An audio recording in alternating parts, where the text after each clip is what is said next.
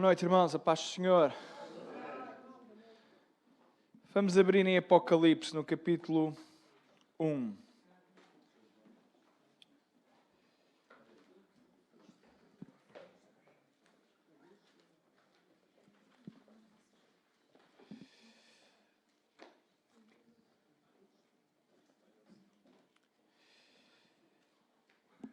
Semana passada fizemos aquela que foi basicamente a introdução, assim, mais histórica e do contexto de Apocalipse. Falámos de algumas coisas que se calhar alguns irmãos já não se lembram, talvez tenha sido para alguns um bocadinho mais complexo, mas hoje gostava de dedicar-me especificamente ao texto.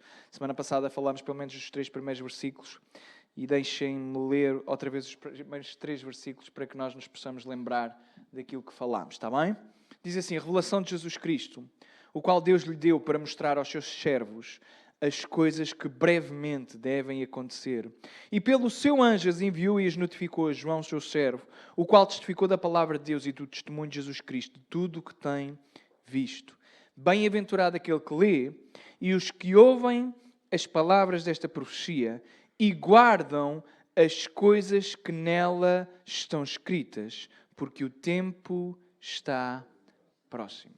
E nós, depois de falarmos de algumas coisas, eu gostava só de pegar na conclusão daquilo que falámos na semana passada.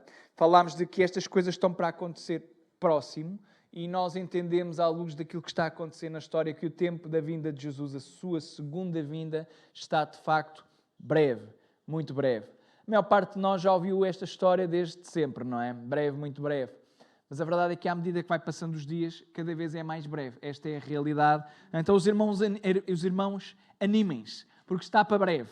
Seja lá o que isso significar no calendário divino, está para breve. Falámos também que os 7, na Bíblia, mas especificamente em Apocalipse, porque é uma linguagem de simbologia, o 7 ele apresenta e representa a perfeição. Aquilo que tem a ver com unidade e aquilo que é completo. Então, quando aparece o número 7, normalmente tem exatamente a ver com esta mesma questão de ser completo. Disse-vos também que Apocalipse tem, provavelmente, o único texto, pelo menos do que me estou a lembrar, que tem uma promessa específica para aquele que ouve, lê e guarda este mandamento. E eu gostava de, rapidamente, vos dizer que Apocalipse, embora já tenha dito, ele tem 7 bem-aventuranças. 7 bênçãos. Esta é a primeira. E eu gostava de ler todas, está bem? Vou-vos ler só para ficarmos com ela. Lembrem-se, falei que 7 é o número da perfeição, a ideia de unidade. E o próprio livro de Apocalipse tem 7 bem-aventuranças, que é uma coisa extraordinária. A primeira é esta que lemos: bem-aventurado aquele que lê e os que ouvem as palavras desta profecia e guardam as coisas que nelas estão escritas, porque o tempo está próximo. Depois tem Apocalipse 14:13. E ouvi uma voz do céu que me dizia: escreve, bem-aventurados os mortos que desde agora morrem no Senhor. Sim, diz o Espírito, para que descansem dos seus trabalhos e as suas obras os sigam. Apocalipse 16:15. Eis que venho como ladrão. Bem-aventurado aquele que vigia e guarda as suas vestes, para que não ande nu e não se vejam as suas vergonhas. Apocalipse 19:9. E disse-me: escreve, bem-aventurados, aqueles que são chamados à ceia das bodas do Cordeiro. E disse-me: estas são as verdadeiras palavras de Deus. Apocalipse 26. Bem-aventurado o santo, aquele que tem parte na primeira ressurreição. Sobre estes não tem poder a segunda morte, mas serão sacerdotes de Deus e de Cristo e reinarão com ele 1000 anos. Apocalipse 22:7. Eis que cedo venho. Bem-aventurado aquele que guarda as palavras da profecia deste livro. É muito semelhante à primeira profecia. Eis que cedo venho. Bem-aventurado aquele que guarda as palavras desta profecia. O último, Apocalipse 22:14. Bem-aventurados aqueles que guardam os seus mandamentos, para que tenham direito à árvore da vida e possam entrar na cidade pelas portas. Então, aquilo que nós vemos aqui são 7 bem-aventuranças específicas relativas ao livro de Apocalipse. Portanto, falámos na semana passada da importância de lermos este livro, de estudarmos este livro, de pregarmos sobre este livro, de ouvirmos sobre este livro. Disse-vos também que era o livro menos pregado e o livro que as pessoas mais apreciam, embora entenda o porquê de ser o menos pregado e entenda também porquê de ser o livro que as pessoas mais apreciariam de ouvir explicar. Versículo 4. João às, adivinha lá qual é o número? 7 igrejas que estão na Ásia. Então, estas 7 igrejas, nós vamos conseguir localizá-las porque elas estão mencionadas. Elas são específicas, eram igrejas que existiam na altura, existiam e estavam na região da Ásia. A região da Ásia não era aquilo que nós interpretaríamos hoje como Ásia. Não pensem que tem a ver com aquela região que nós hoje identificamos no mapa como Ásia, mas a Ásia pertencia ao Império Romano. Algumas até apontam para lá, esta é a realidade. Mas a Ásia era uma região administrativa romana e então estas 7 igrejas são igrejas específicas que estavam a passar problemas específicos, os problemas que Jesus vai escrevendo na carta ou que estão mencionadas na carta são específicas daquelas igrejas que são nomeadas pelo nome, mas como eu vos disse, o 7 em Apocalipse tem uma simbologia. Então, a ideia é, apesar destas cartas serem endereçadas a 7 igrejas, estas cartas são enviadas a todas as igrejas daquela altura, mas também de hoje. E este é o poder que os 7 têm em Apocalipse. Pelo menos nestes contextos dá para entender isto. Então, sabemos que estas cartas são enviadas a 7 igrejas, mas elas têm aplicação também para nós. Elas existiam, elas eram igrejas históricas, estavam a viver exatamente os problemas que lá estão mencionados, mas conseguimos entender que as cartas não eram apenas para aquelas igrejas, era para a igreja universal. Está bem? Que isto fique claro. As igrejas que estão na Ásia. E ele começa dizendo, graça e paz seja convosco. É tão interessante o poder que o cristianismo, e que digo cristianismo não como sistema religioso, mas a ideia de nós seguirmos a Cristo verdadeiramente, e tem um poder tão incrível, inclusive na própria cultura. Porque esta ideia de graça é agarrar numa palavra grega que sempre começava as saudações nas cartas. As cartas eram sempre com saudações e estas saudações são transformadas por aqueles que são crentes em graça e paz. É uma coisa extraordinária, porque as palavras não vale a pena estar aqui a explicar, mas as palavras são muito semelhantes e o cristianismo consegue modificar aquilo que hoje seria simplesmente saudações. Estão a ver? Era a forma como os gregos e as pessoas que escreviam grego se comunicavam por cartas, era começar a carta dizendo saudações. E o cristianismo tem tanto poder, Cristo tem tanto poder, que a palavra foi transformada. É mais fácil explicar. No grego a palavra é kairene e aquilo que o crente diz é caris, que é graça. E há uma parecença. A palavra é reduzida, mas a mudança é abismal. E deixa de ser saudações para se passar a desejar graça. E a graça não é um desejo que eu possa cumprir na sua vida, nem você na minha vida. A graça provém de uma só pessoa e é de Deus, manifesto na Trindade. Mas já lá vamos. Graça e paz seja convosco. Esta é a saudação de Paulo e é algo precioso, algo que nós precisamos, algo que o mundo anseia e algo que eu preciso. Eu preciso de imenso da graça de Deus. E é normal também, e não é aleatório, que a graça venha em primeiro lugar e depois a seguir venha a paz. Porque não há paz sem a graça de Deus. Para que tu e eu possamos ter paz, precisamos em primeiro lugar que a graça de Deus se manifeste na vida. E esta é a razão pela qual a graça aparece sempre em primeiro lugar e a paz em segundo lugar. Porque não é possível ter paz a não ser pela graça divina. Então aquilo que o João, não sei se já disse Paulo, mas se calhar já disse alguma vez Paulo, já? Boa. Eu agora estava aqui, já me estava a admirar não ter dito Paulo. Foi um ano inteiro a falar do apóstolo Paulo, mas agora estamos a falar do apóstolo João. Pelo menos eu acho que será o apóstolo João. Já falámos disto a semana passada. Então, graça e paz seja convosco. Esta também é uma saudação paulina, daí eu estar a dizer Paulo. Graça e paz sejam convosco, da parte daquele, e o que é que diz a vossa Bíblia? Daquele que é. Não, mas era só a primeira parte, não comecem já a avançar. Daquele que é. E isto é incrível. Aquele que é. Aquele que é isto mesmo, aquele que é. Passo a explicar. A expressão no grego significa literalmente isto. O que é. O sendo. Não faz sentido, mas é isto. O sendo. Aquele que continuamente é. E é a expressão exata que nós vamos encontrar lá em Êxodo. Deixem lá ver se eu tenho aqui a minha referência ou se escrevi aqui. Aqui. Êxodo 3,14. Os irmãos recordam-se quando Moisés tem um encontro na sarça ardente. E a seguir, Moisés é incumbido de uma missão de ir até ao Egito e ter que apresentar quem Deus é. E quando ele diz assim, olha, quando eu chegar aos israelitas e eles me perguntarem quem tu és, o que é que eu respondo? E ele diz, o eu sou. É tão interessante que João está a dizer que a graça e paz provém daquele que é. Aquele que é continuamente. Aquele que foi apresentado lá no Velho Testamento como sendo o eu sou, e a expressão no grego é a mesma que está aqui. É uma palavra muito pequenina. Tem um omega e um nu. Basicamente, para vocês entenderem mais ou menos, seria o nosso W e o nosso V. Então, uma palavra com um W e com um V, que significa literalmente isto. O sendo. O que é. O que é. Aquilo que exatamente é. Não existe mais definição, porque não dá para definir Deus, mas a ideia é, eu sou aquilo que sou pré-existente, que não precisei de ser criado por nada nem ninguém, aquele que sempre existiu, sempre há de existir, e em mim não vai haver sombra de variação absolutamente, nem mudança absolutamente nenhuma. Então, quando ele se apresenta a Moisés, ele está a dizer, Moisés, tu vais dizer que eu sou simplesmente aquele que é, porque sou o único que existe. Eu sou o que sou. Sou aquele que sustenta todas as coisas. E aqui está o apóstolo de João. Vai ser difícil eu dizer João. Aqui está ele a dizer, olha, que a graça e a paz seja convosco da parte daquele que é. Ou seja, o Deus que aparece no Velho Testamento. E estamos a falar de Deus Pai. Fique claro. Porque esta graça e paz provém do Deus Pai. Aqui é a expressão. Porque nós temos aqui aquilo que se chama uma fórmula da Trindade.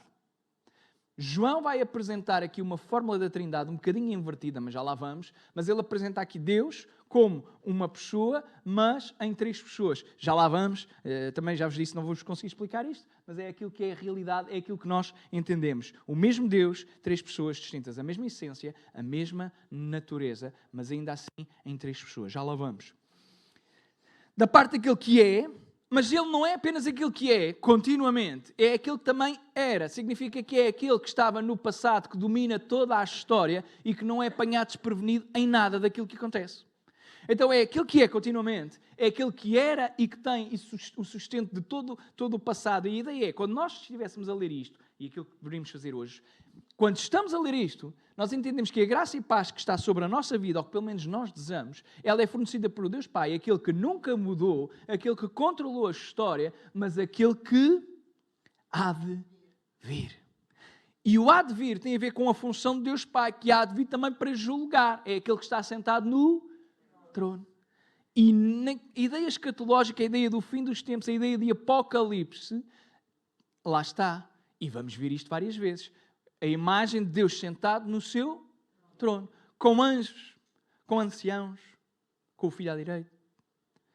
E nós vemos aquela ideia de uma espécie, para os meus alunos, concílio, onde há uma série de coisas que nós nem conseguimos explicar, e lá está ele sentado no trono a julgar e a decidir aquilo que vai acontecer. E Deus diz e envia os seus anjos para cumprirem. Eles estão lá a ouvir, e de repente há um mandamento, nós vamos ver isto lá mais para a frente. Olha, está na altura, vai acontecer isto. E lá vêm os anjos e são os mensageiros e criam, e o Apocalipse vai ter muito desta intervenção divina, feita por Deus, obviamente, mas também através dos anjos. Então, aquele que é, o que era e que há de vir, apresenta e representa Deus Pai, e Ele é que nos dá a graça. Mas a graça não provém única, exclusivamente dele. Diz também que agora vem também dos 7. E é interessante, porque pensem, a graça e a paz só pode ser dada divinamente. Estamos a falar de um apóstolo. E então ele está a dizer que a graça e a paz vêm do Deus Pai, aquele que é, aquele que era e aquele que há de vir. E agora diz, e também da dos 7 que estão diante do seu. E é aqui que se calhar alguns de nós já ficamos a coçar a cabeça. Então, mas não é um espírito? E agora são 7 espíritos? Já lá vamos. Já lá vamos. Qual é a vossa opinião? Ninguém arrisca agora nada. 7 espíritos. Eu até disse que isto era uma fórmula da Trindade, portanto, respondendo já, não podia ser anjo. Embora esta seja alguma coisa que as pessoas digam. Há quem defenda que, eventualmente, estes 7 espíritos seriam 7 anjos, porque a Bíblia fala também dos 7 anjos. E seriam aqueles que estariam com Deus e aqueles que iriam desempenhar as funções que Deus assim os incumbir, que Deus assim os mandar. Mas se for assim, isto não fazia sentido nenhum, porque a graça e a paz não existem. A graça e a paz não vêm dos anjos. Então João não poderia estar a pedir para que a graça e a paz viessem da parte dos anjos para connosco, porque ele fala do Deus Pai, a seguir fala do Filho no final. Então, meter anjos no meio não faz qualquer sentido. O que significa que temos uma segunda opção, uma segunda alternativa, que é o Espírito Santo. Mas não conseguimos resolver o problema que é. Mas o Espírito Santo é só um, porque é que fala de 7? Mas disse-vos que o 7 tem uma simbologia. Que é a simbologia do quê? Daquele que é completo. E se nós formos a muitos textos do Velho Testamento, aqui para resumirmos o tempo, nós vamos perceber que 7 representa 7 características, 7 qualidades, há inclusive os 7 candelabros que têm a ver com a questão da questão perto do propiciatório no lugar dos Santos Santos, que apontam exatamente para a questão dos espíritos, da presença.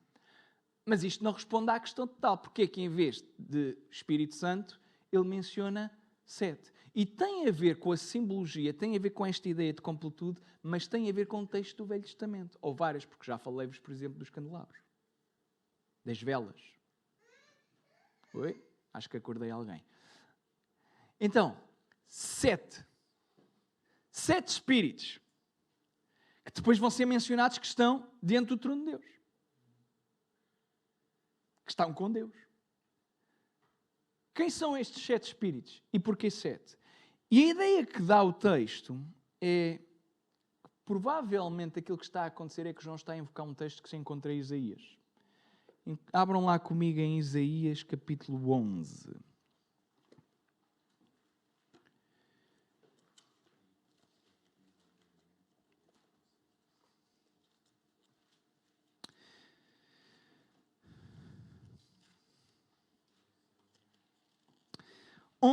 Versículo 1 e 2.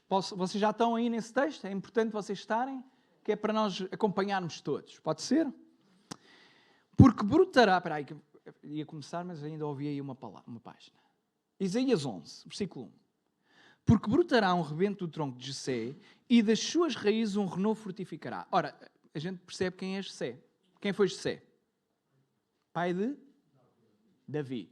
E de onde é que vem a promessa da linhagem real? Vem de quem?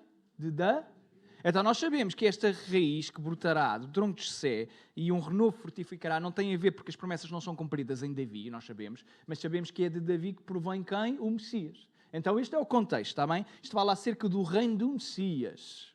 E agora vejam.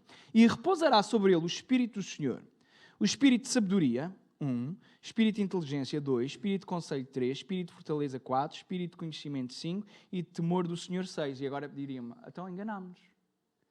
Não, porque o texto começou, e repousará sobre ele o Espírito do... E este é o 7º. E de repente temos aqui 7 características, 7 elementos, 7 palavras falando acerca do Espírito Santo. Os 7 Espíritos. Que é o Espírito Santo. Então, aquilo que está a acontecer em Apocalipse, e que poderíamos deixar logo que era estranho e que tinha aqui uma série de coisas, é resolvido facilmente. E conseguimos entender que 7 Espíritos representa apenas, e quando eu digo apenas não me interpretem mal, mas não tem a ver com misticismo. Não tem a ver com diferentes espíritos que estão a pairar. É a operação do Espírito Santo. Porque Ele também nos dá paz. Então, aqui está a graça e paz de Deus Pai, a graça e paz. E é aqui que a alteração que normalmente estaríamos à espera do Filho. Mas aqui ele coloca o Espírito Santo. Porque tem a ver com a ideia de Apocalipse. Então a ideia é Deus no trono, está Jesus à direita, mas entre Jesus e Deus está o Espírito Santo. Diante. É a ideia visual. Vocês compreendem? Dos 7 Espíritos que estão diante do seu trono. E da parte de quem? Jesus. Mas Cristo, os irmãos sabem muito bem que não faz parte do nome. Cristo é o título.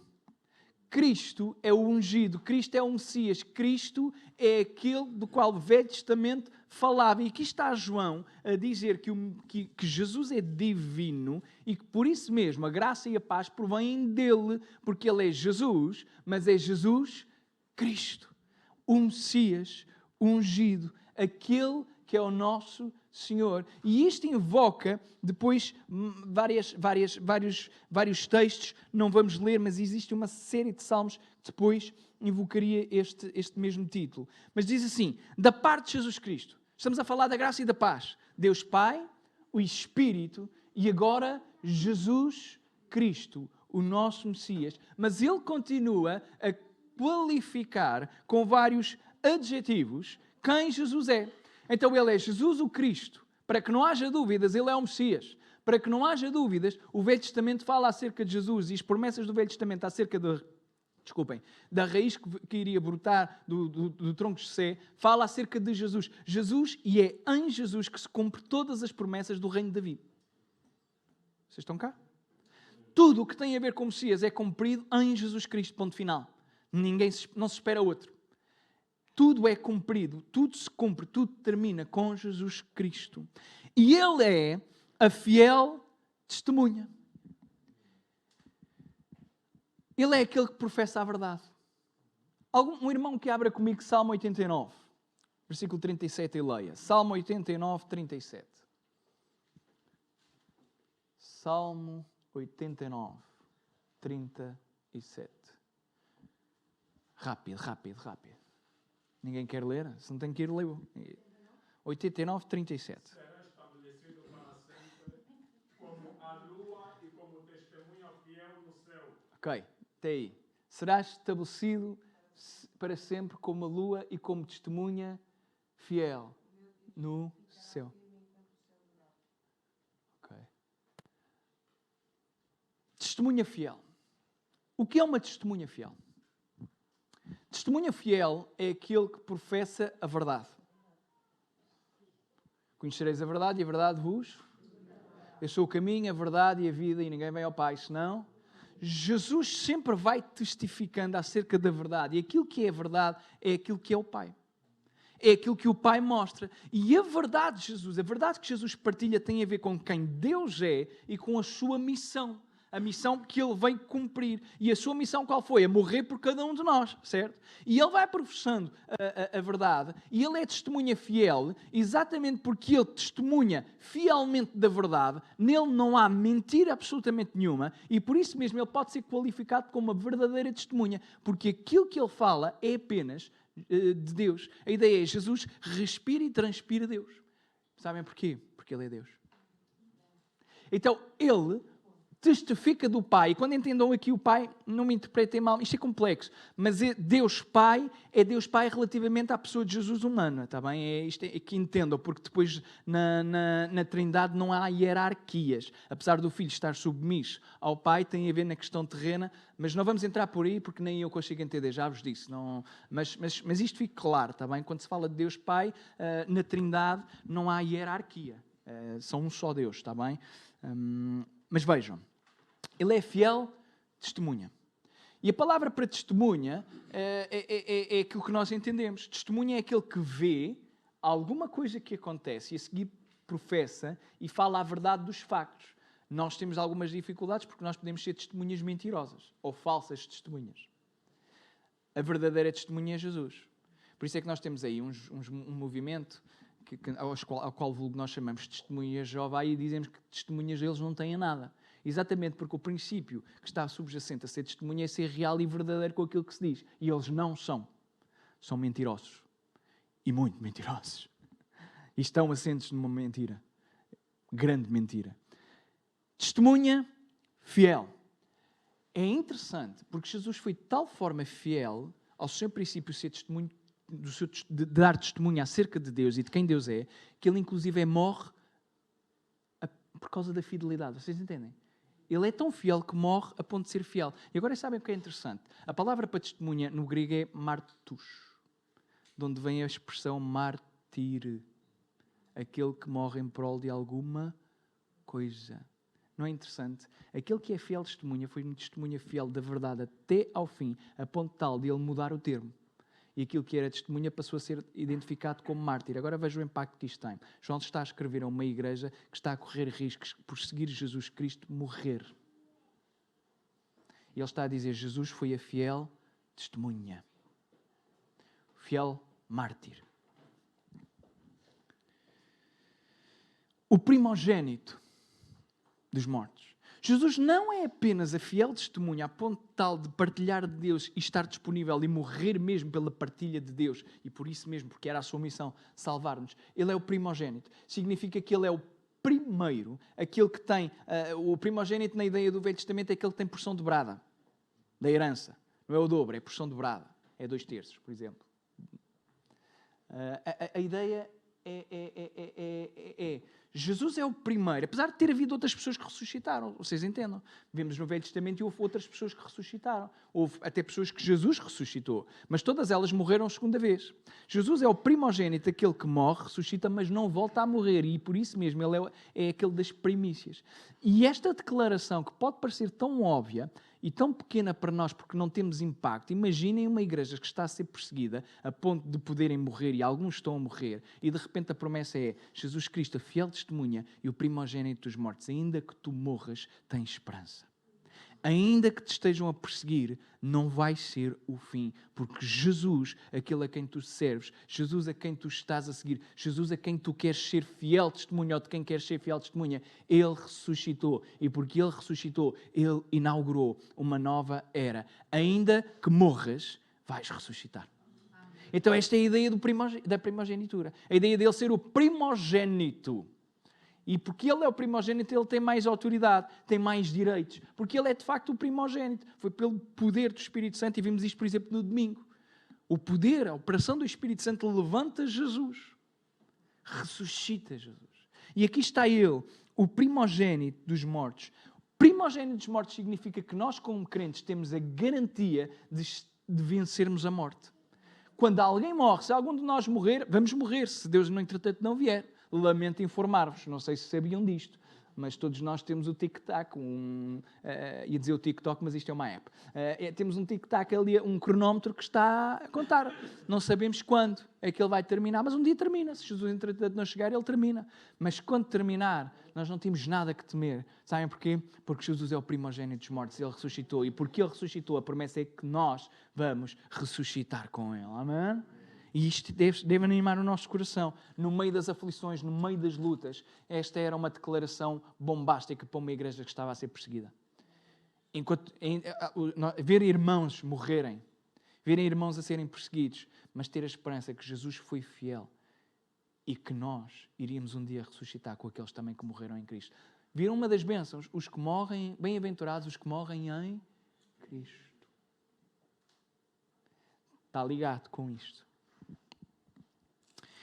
E continua a qualificar quem Jesus é. E da parte de Jesus Cristo, que é fiel testemunha, o primogênito dos mortos. E o que é que diz a vossa Bíblia? É muito mais do que príncipe. Esta é uma tradução, mas a palavra no grego é archon, governador. Aquele que reina sobre os reis. Literalmente, o rei dos reis. Jesus não é apenas o príncipe, Jesus é aquele supremo rei que a linhagem de Davi pedia, que o povo pedia, e todas as promessas, como já vimos, são cumpridas em Jesus, e é ele que é da linhagem de Davi, é ele que é o Messias, é ele que é o supremo rei, e é ele que está sobre todos os governos da terra. E isto é interessante, porque significa que ainda que os reis não queiram ser governados, isso não importa para nada. Ainda que as pessoas não queiram dar a sua autoridade, não importa para nada. Porque diz a Bíblia que Ele é aquele que governa os reis da terra. Alguém que abra, por exemplo, em Daniel 2,44. É para vocês participarem.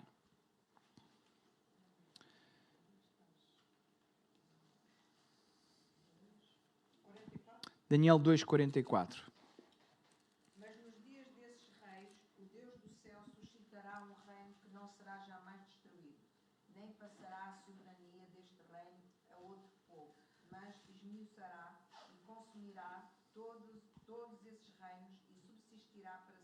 Aqui está a falar daquele que viria e que iria governar todas as coisas, quer eles quisessem, quer eles não quisessem.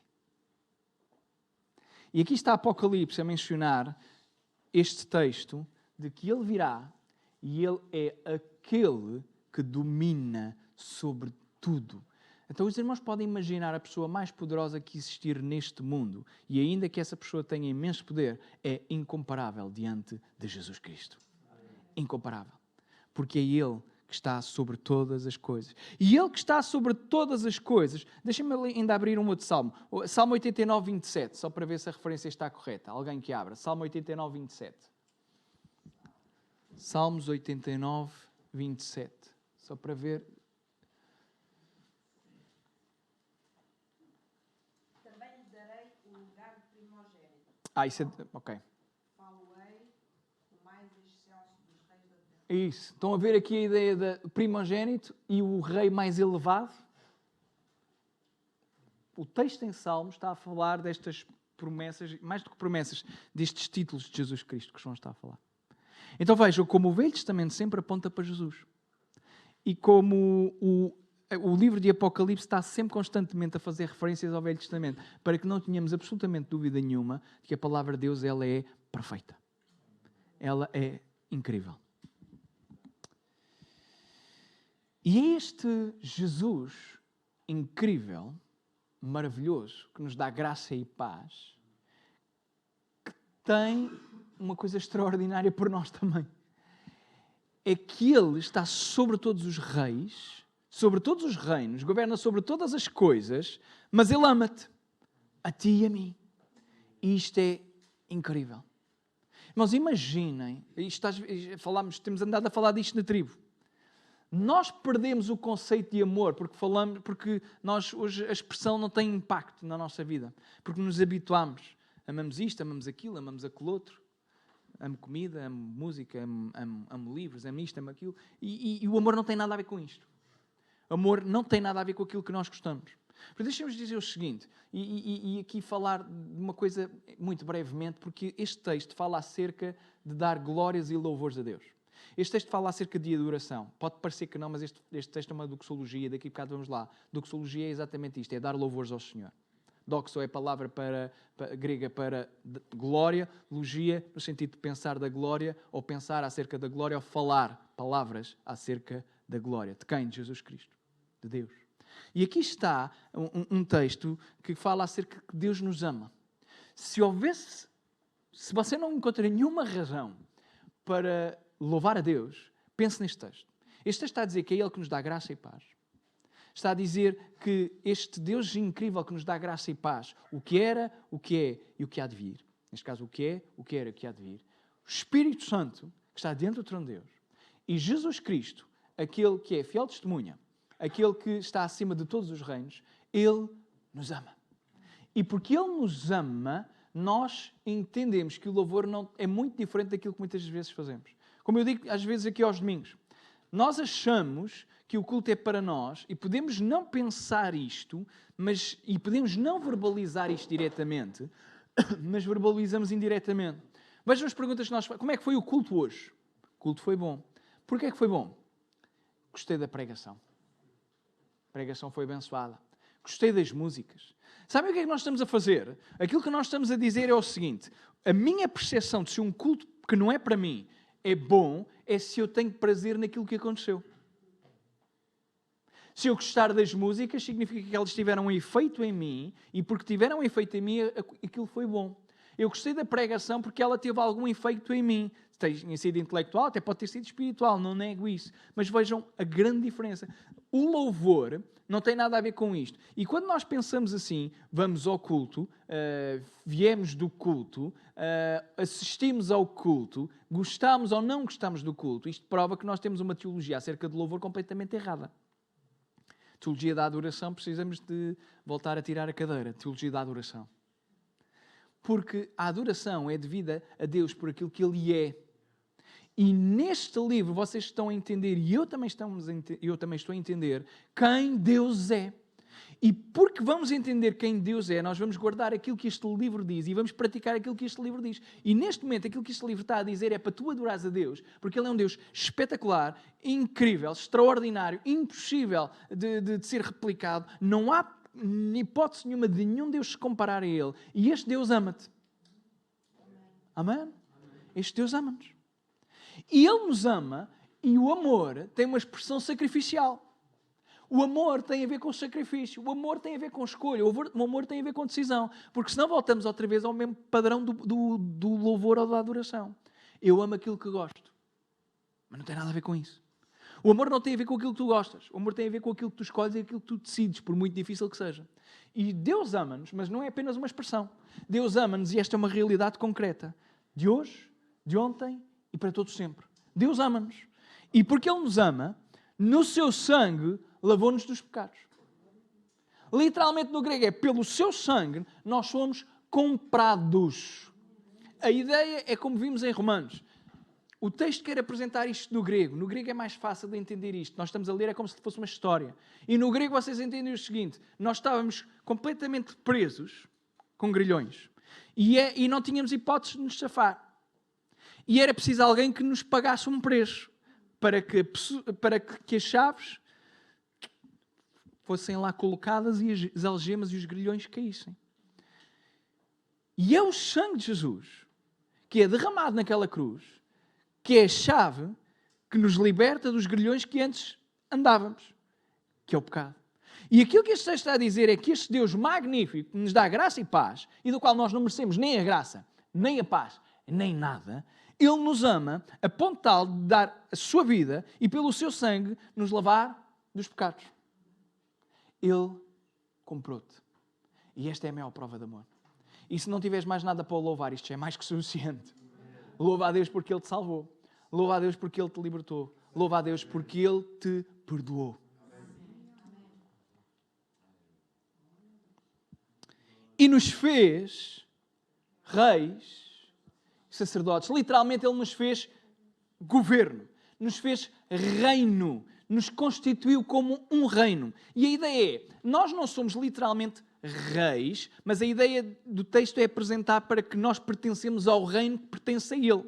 E porque pertencemos ao reino que pertence a Ele, Ele é tão generoso que não só Ele nos libertou, como Ele nos dá as bênçãos e as benesses temos a sua autoridade delegada em nós. Então nós temos alguma autoridade que é dada por Ele, e Ele nos faz, no princípio, e constitui-nos como reino e sacerdotes para quem? Para Deus. E isto é incrível, porque vejam, Ele nos constituiu para pertencermos ao seu reino. A ideia do já e ainda não estamos no céu, mas já estamos no seu reino. Já somos cidadãos do seu reino. E porque somos cidadãos do seu reino, como eu já disse tantas vezes aqui, nós devemos reger-nos pelas regras do reino do rei a quem servimos. Então, nós regemos-nos pelas leis do céu. Você e eu movemos-nos pelas leis, pelos parâmetros e pelos limites do céu. Ainda estando na terra, as nossas leis, as nossas regras, são as do céu. E Ele nos constituiu como reis e sacerdotes, mas com propósito, para Deus, seu Pai, e a Ele seja a glória e o poder para todos sempre. Amém. E esta é a doxologia. Porque Ele nos fez tudo isto, tu e eu devemos toda a glória, todo o poder, não apenas hoje, mas hoje, amanhã e até ao resto da nossa vida. E quando começar a eternidade, todos os dias, em toda a hora, em todo o momento, tu e eu vamos adorá-lo. Porque Ele é merecedor de todo o louvor, de toda a glória e de toda a adoração. E se isto não fosse suficiente para adorar, há uma promessa. Eis que Ele vem. Ele está aí, meus irmãos. Eis que Ele vem com as nuvens. E isto aponta para uma segunda vinda. Ao contrário daquilo que falávamos a semana passada, que dissemos que havia pessoas que acreditavam que a segunda vinda de Jesus se tinha cumprido no ano 70 depois de Cristo, nomeadamente com a destruição do templo em Jerusalém. Estas profecias não foram cumpridas. Diz que Ele virá com as nuvens. E isto aponta para um texto que é Daniel 7, versículo 13. Daniel 7, 13. Alguém que leia. Então coloquem aí, que é mais fácil para todos seguirmos. Daniel 7, 13. Eu estava olhando nas visões da noite, e eis que vinham nas nuvens do E dirigiu-se ao ancião de dias e o fizeram chegar até ele. E o que é que diz a seguir? E foi-lhe dado o domínio, e a honra, e o reino, para que todos os povos, nações e línguas lhe servissem o domínio e o domínio eterno, que não passará, e o seu reino tal, que não será destruído. Profecia de Daniel 7, hein? Está a falar de Jesus Cristo. Está a falar do Messias, do reino que não passará. E está a prometer que na vinda do Messias, ele iria vir nas nuvens. Fala acerca de um rei, mas aponta tipologicamente para o Messias. E agora vejam, ele vem como as nuvens, e este texto é maravilhoso porque ele apresenta aqui, engloba dois textos. Um relativamente a Zacarias e este relativamente a Daniel. E fala acerca da forma como Jesus irá vir. Jesus utiliza também este texto em Mateus, inverte-o, mas é exatamente os dois textos que Jesus, no seu discurso, menciona acerca da vinda, da sua segunda vinda, do regresso do Filho do Homem, que é Mateus 24:30, mas deixamos este para o final, está bem? Então vejam, são dois textos que estão aqui. O primeiro é Daniel 7:13, e diz que eis que vem com as nuvens, e nós percebemos o contexto. Ele vem com um propósito específico. O propósito que é de instaurar o seu reino. Quer se queira, quer não se queira. Não se esqueçam que há um contexto. Ele vai chegar, a segunda vinda vai acontecer, quer nós queiramos, quer nós acreditemos, quer nós não acreditemos, a segunda vinda vai acontecer e ele virá nas nuvens, ele é aquele que está acima de todos os reinos e ele vai implementar categoricamente o seu reino. Vai acontecer, estamos a falar da segunda vinda e do final de todas as coisas. Ainda há algumas coisas que vão acontecer, mas estamos a final do fim dos fins, a falar do fim dos fins. E diz que ele vem como as nuvens, e não só virá, como todo o olho o verá. E é aqui que as coisas se tornam interessantes. É que quando Jesus vier na segunda vinda, todo o olho, não vai haver nenhum olho que não veja. E estas são expressões de Zacarias. De um texto de Zacarias, que é Zacarias 12, mas nós não vamos lá. Ou se calhar vamos. Zacarias 12:10. Já agora é melhor irmos lá. Zacarias 12:10. Só para os irmãos verem o outro texto que agora vai ser mencionado aqui. 10. Então deixa estar esse aí. Deixa estar esse aí que já lá vamos. Já lá vamos. Parece que não tem nada a ver, mas vocês já vão perceber onde é que eu quero chegar. Ele vem com as nuvens e todo o olho o verá, e até mesmo os que o trespassaram, e todas as tribos da terra se lamentarão sobre ele. Deixem-nos dizer o seguinte, relativamente à profecia de Zacarias. Estão a ver aqui a questão de lamento. Isto tem dois elementos. Diz que todo o olho o verá, e até mesmo os que o trespassarão. E eu não sei o que é que isto vos faz pensar. Então vou-vos perguntar. Vou arriscar. Todo o olho verá e até aqueles que o trespassaram. E a pergunta é, quem é que o trespassou? Todos os que se opuseram. Bem dito. Todos os que não acreditaram. Ok? Mais. Os que o crucificaram, falando literalmente da história da crucificação. Mas quem é que trespassou Jesus na crucificação? Lembram-se? No final, até foi o centurião. Então, este texto é interessante porque ele aponta para uma questão de Zacarias e aquilo que vocês disseram está tudo correto. Porque em Zacarias, quando fala acerca do povo de Israel trespassar a Yahvé. E a profecia é, o povo trespassa a Deus. Em que sentido? Através da sua rebelião, através da sua desobediência. E é aqui que acontece uma coisa incrível na Bíblia. Há muita coisa incrível na Bíblia. E esta é outra delas. É que aquilo que era literalmente um trespasse de rebeldia, no Novo Testamento, como tantas vezes acontece, uma profecia do Velho Testamento é aquilo que se chama profecia tipológica. Então a ideia é, sem querer complicar, mas a profecia diz que, nem era profecia, é simplesmente a realidade, que o povo trespassou a Deus por causa da sua rebeldia, por causa da sua desobediência. E no Novo Testamento existe literalmente um trespasse físico por causa da rebeldia e por causa da rebelião, mas Onde? No Filho de Deus.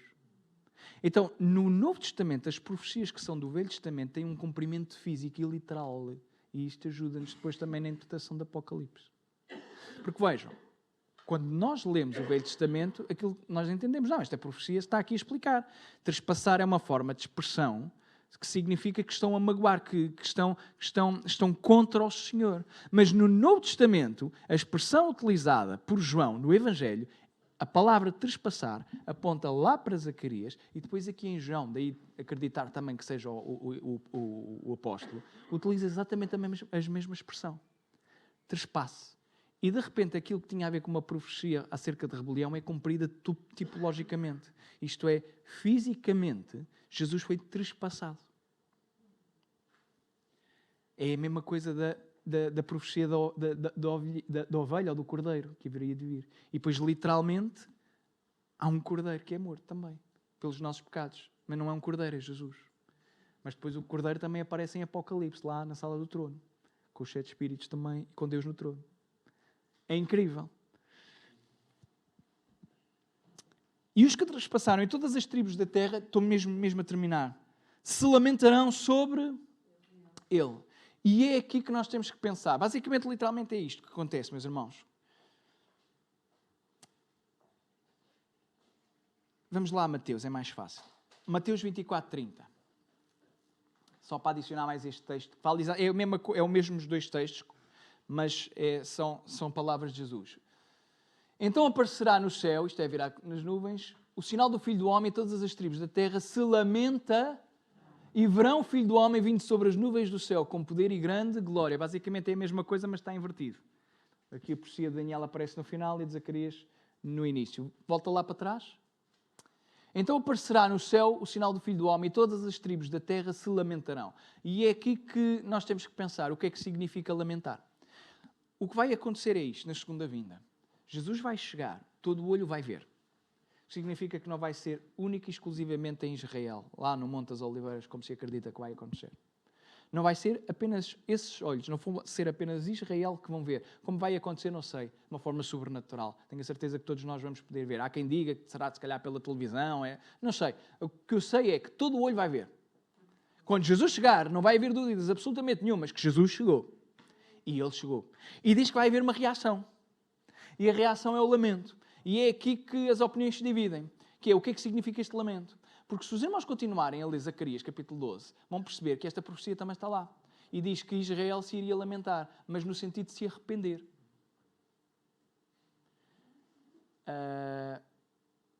Mas o contexto de Apocalipse parece mostrar que o lamento é aquele lamento das pessoas que são rebeldes. Aquelas coisas como, por exemplo, se lamenta pela Babilónia. Apocalipse fala da destruição da Babilónia, que as pessoas também se vão lamentar. Não significa que elas tenham arrependido. Significa simplesmente que elas estão a chorar amargamente. Não significa que elas tenham uma mudança de postura. Então nós temos que tomar aqui uma decisão. Quando Jesus vier na segunda vinda, vai haver oportunidades para arrependimento, sim ou não? Não respondam. Pensem. Eu disse para não responderem e vocês sim, não. Vamos ver. A ideia é, o texto em Apocalipse parece dar a entender, quando ele vem, o lamento que vai acontecer não é porque as pessoas se arrependeram. Mas a profecia em Zacarias parece apontar que existe e coexistiria, ou que haveria a possibilidade, porque este texto está a mencionar Zacarias. E se vocês continuarem, há de facto um lamento, mas tem a ver com a história de Israel. Então eu assumo aqui aquela postura que eu acho que ainda assim há a possibilidade de haver o lamento e arrependimento. Mas vão ser poucas as pessoas que vão fazer isso. Porque é sempre poucas as pessoas que se arrependem. Acho que a ideia é, pelo menos o texto dá esta abertura. Jesus vem, a pessoa deposita os olhos em Jesus e reconhece que é Jesus. E não sei quanto tempo tem, mas ela vai ter uma oportunidade de decidir, naquele exato momento, se ainda quer ou não. Mas eu posso estar errado. E se estiver errado, significa que a segunda vinda acabou. E aqueles que se lamentam-se exatamente porque já não há nada a fazer. Mas o texto dá para abrir as duas coisas. Uma fração, um momento, 1 minuto, 2 minutos, não sei. Mas é isto que diz. Eis que vem como as nuvens, todo o olho o verá, e até mesmo os que os trespassaram, e todas as tribos da terra se lamentarão sobre ele. Sim, amém. E depois termino com isto. Eu sou o Alfa e o Ômega, o princípio e o fim, diz o Senhor, o que é, o que era e o que há de vir, Todo-Poderoso. Falaremos deste versículo para a semana, se Deus quiser. Amém? Que Deus nos ajude a louvá-lo como Ele merece. Amém?